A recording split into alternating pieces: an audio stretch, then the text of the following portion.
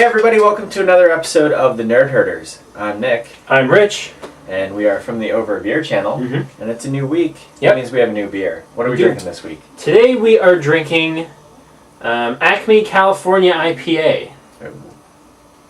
Never heard of it. It's gonna blow up on us like the Wile E. Coyote. Yep. Might fall down a cliff. But we'll get it again and again and again and just keep not working. Yep. Alright, let's try it.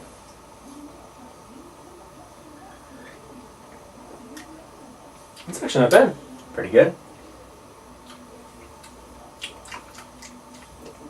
Acme IPA is profoundly hoppy, finished with over a pound of fresh whole hops per barrel. It's got a nice looking blonde just swinging in. Yeah. She's drinking, looks like maybe iced tea. Mm-hmm. So she doesn't even drink this. No. I don't know how she's keeping it balanced while she's swinging on that rope. I got a nice wet spot right in her nether regions. Yep. So, hey, cool. Alright. 6.9% alcohol. Ooh, Speaking right. of. Well, by the end of this week. Alright, so if it's your first time watching the show, we usually start off the week doing some news. Mm-hmm. And this week, guess what? It's What? not going to be any different. Nope. Let's do it. Same old show. Yep. So let's see.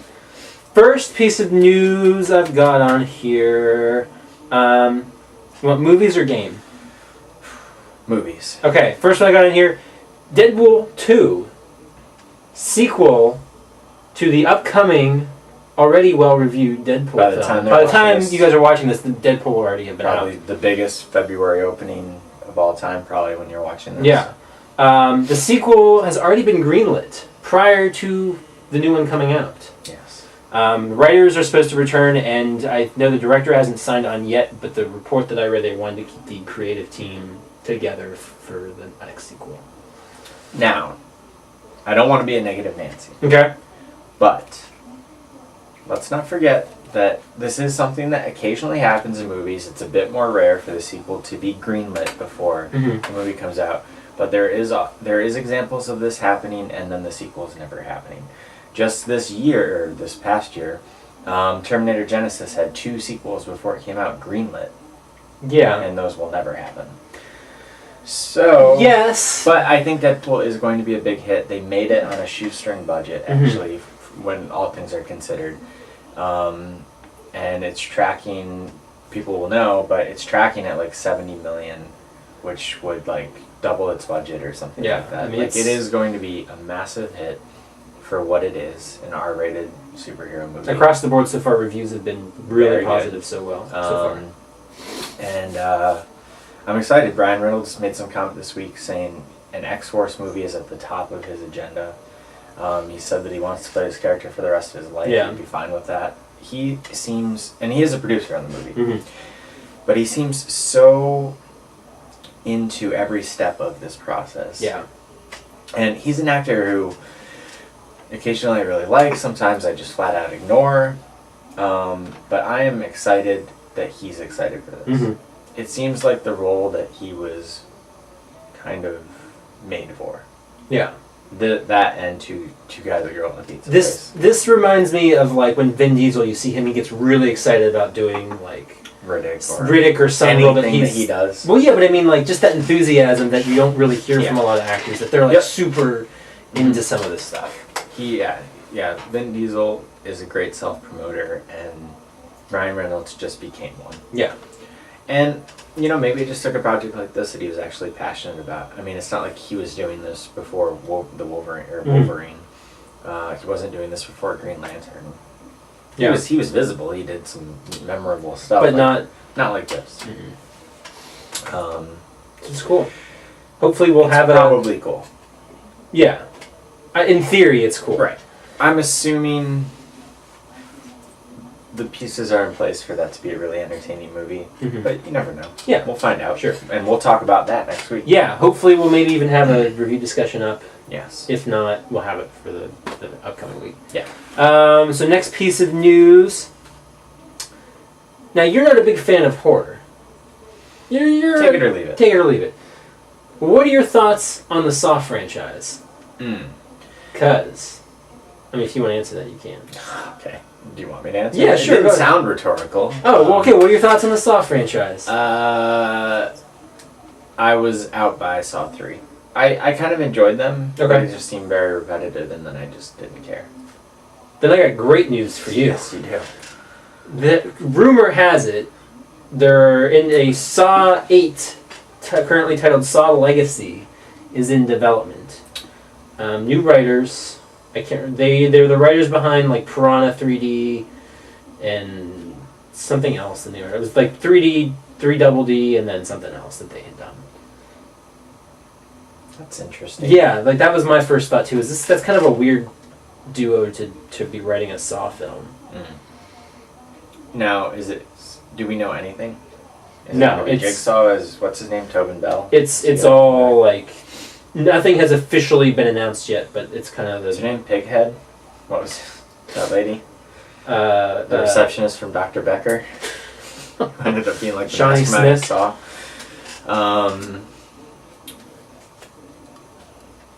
Sure. You know the thing is, for like 7 years these came out every single year, and I think the repetition of that is what drove people away. But for a while they were massive. Yeah. Massive. And maybe enough time has passed that that people would be interested. Mm-hmm. My fear from this is I'm not somebody who is upset that the torture porn fad disappeared, and if this is a big hit, then are we going to get another Hostel and another this and another that and retrying everything, and that's just what horror becomes. But that horror's always kind of cyclical like that. Yeah, but does it need to go back to that? We'll see. Yeah. I mean, I don't know. I would be more interested in if it went back to the basics of Saw 1. Because if you look back at where it started and where it ended, it really never was like a torture porn type film, and then as it progressed it became more and more about like and these traps and those other and movies started coming and upping the ante, so then they had to top them, and it's all, and by the seventh movie it was like, well, if you thought number 6 was nuts, just wait until we're going to throw, and it's going to be in 3D, and this is going to happen. It was inevitable though. Yeah. So whatever. Cool. Sure. We'll see. Next piece of news on here I have. So, there's a little bit of history to this one. Okay. Sit down, Professor. Yes. Recently, Should have a paper airplane to throw at your head. You're disruptive enough. You don't need a paper airplane. Recently, the Middle Eastern PlayStation Twitter. The official Twitter was like PlayStation ME or Mideast or whatever it's actually called. Tweeted out, which everyone follows. Yeah, tweeted out an image, but this is the official Twitter for it. Tweeted out an image of a wanted poster with Crash Bandicoot on it, with a translation: "Most wanted, where are you, Crash?" So of course, as soon as anything Crash pops up, if you don't know Crash Bandicoot, the internet goes nuts. So I'm curious. So this is the third instance of a Crash reference that we've seen since the PlayStation 4 started. There was that little screenshot that somebody took out of the original PlayStation 4 commercial. And PSX this year, last year, Sean Layton. And the Paul Haggis movie. Crash. There's your paper airplane. And then Sean Layton came out at PSX with his Crash Bandicoot t-shirt on, and everyone was like, oh my god, they're going to announce a Crash this, and they never did. So now we have this. So, my question, I have two. Would you want another Crash? And at this point, what would you want Crash to be? Like exactly what it was before. Okay. I think that we are... obviously, in other outlets of media, TV, movies, what was cool then is what is cool now. Yeah. From Jurassic World, everything's coming back. Everything that was old is new again. The X-Files coming back to 20 million viewers, and everything is that. And I think people are ready for the nostalgia trip, and that is a nostalgia trip for a lot of people. Yeah. Myself included. I think I wouldn't, what are they gonna do? Like the gritty like reboot or something? No, but do you think? Because if you look back at those Like, Crash we've already games, had Crash like racing. We've already had all yeah, sorts of other stuff. but you look at the Crash 1 through 3 games, and they're not really endless runners, but I mean they're like platformers, but very linear, very straightforward. So would you want to see them do that again, or do something more open world, something maybe like Mario 64-esque, or like a Ratchet style? I mean maybe making it in the vein of something more like Mario 64 or Donkey Kong 64. Okay.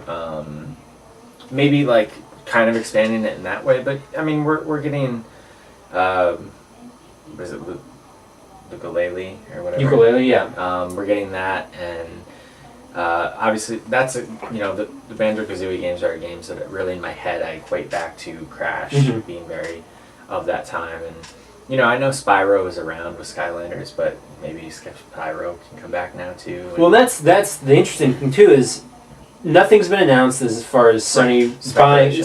Yeah, it's all speculation. Crash is still owned by Activision, and Activision is what's doing Skylanders. So there hasn't been an official announcement or word yet if Sony has bought the rights back to Crash, or if this would be an Activision game, or if maybe they would put him into Skylanders somehow. That would be so lame. From a perspective, I would never play it. I agree. Yeah. Does he? I mean, maybe they would, but I don't know if he fits into that. They just did it with Bowser and Donkey Kong. Right. Yeah. I don't know. Yeah. Just curious to get your. I never played PlayStation All Stars. Was he in that? Nope. Because he was still on by Activision at that. Because the Naughty Dog did 1 through 3 and then Crash Team Racing, and then maybe the Crash Party game. I don't remember if they worked on that one or not. But I know they did the first 3 and then Team Racing, which is still one of my favorite like kart racers of all time. And then Activision took it over, and I know a lot of their games weren't very well received, and he kind of faded off into nothing. So yeah, that was one of the like PlayStation All Stars. Like they were like, where's Crash? Where's Spyro? Where's all these other characters? Well, they weren't owned by Sony, so they weren't in there. Interesting. I hadn't even heard this. Really? Yeah. So, I don't know. I mean, again, like we were just talking with Saw, it seems inevitable that at some point he will come back. Like, is there anything that was that big at any point that hasn't come back? I mean, honestly, it's true. So, sure. Well, how about what would you want? You asked me. What would you want it to be? Probably something along the lines. Like, I don't know. Something still linear, but not like to the extent that the Crash games probably were.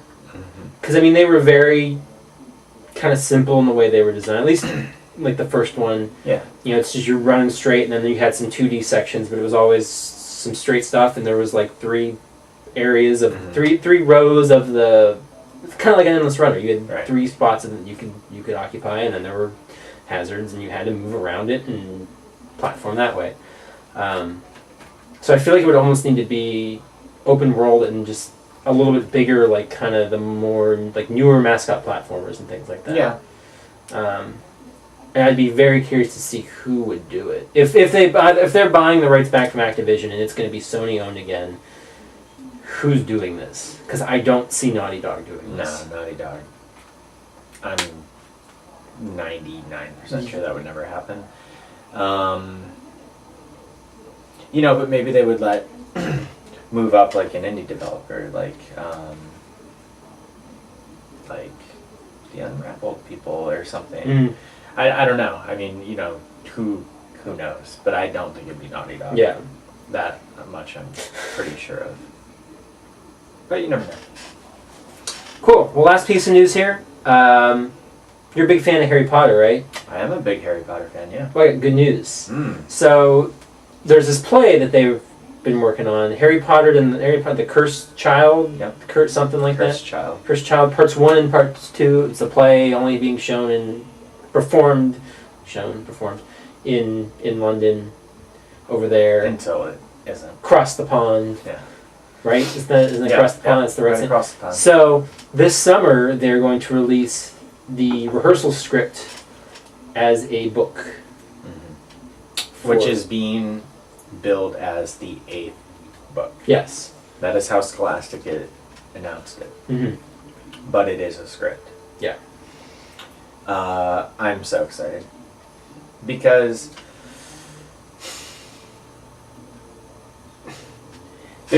obviously we've known about the play for a long time, Mm-hmm. and the play is co-written by J.K. Rowling and is considered by her to be canon, the continuation of the Harry Potter story, and it's down the line, like Harry has kids and Mm-hmm. you know, this, that, and the other, and I've known about that, and that was exciting. It was exciting. I'll never get to go to London to watch it, but it's not going to stay. It'll be like any Broadway show. It'll have its time, and then it'll go on tour. That was always going to happen. Mm-hmm.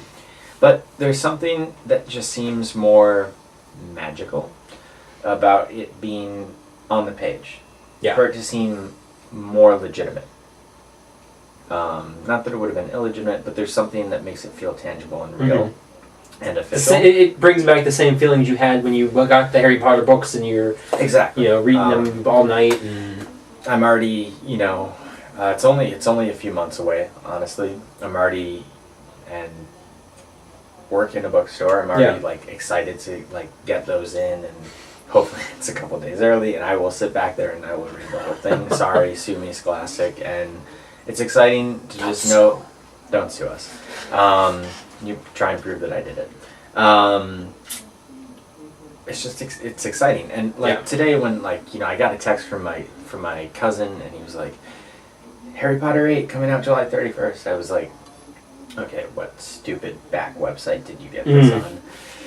And then I looked, and first thing I did was, let me not even check a website. I'm going to J.K. Rowling's Twitter.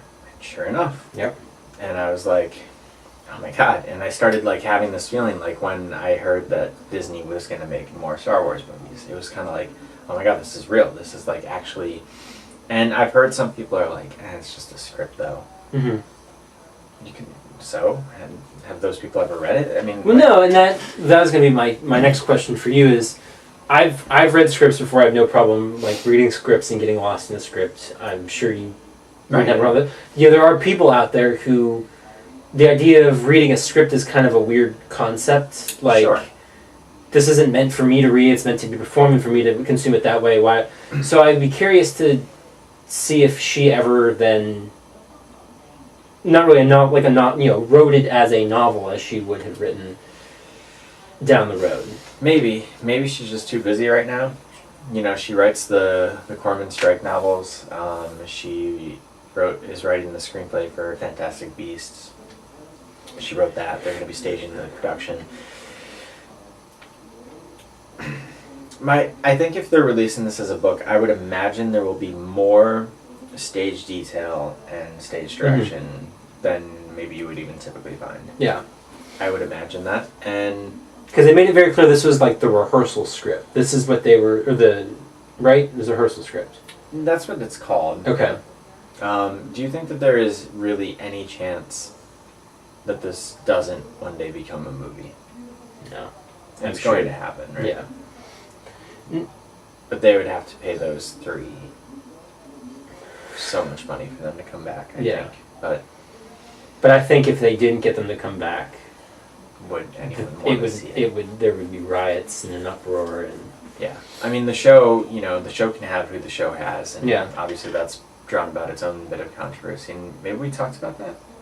I don't think so. No? But that's... that's its own thing. Yeah. But if they did a movie, it would have to be Rupert Grint and Emma Watson and Daniel Radcliffe, I think. Or why do it? Yeah. And you say it cost a lot of money, but you know how much money that would make? That would be... Yeah. And the good thing about it is they can wait. I mean, that can still happen in like 10 years. Yeah. I mean, in fact, it should happen in like 10 years. Because the last one was, what, 2011? 2000. Is that one? That sounds right. Okay. So you figure 19 years? Yeah. I mean, you don't have to wait quite that long. But no, but I mean, they can do their trilogy of Fantastic Beasts movies and wait a couple of years and then do it if they wanted to. Yeah.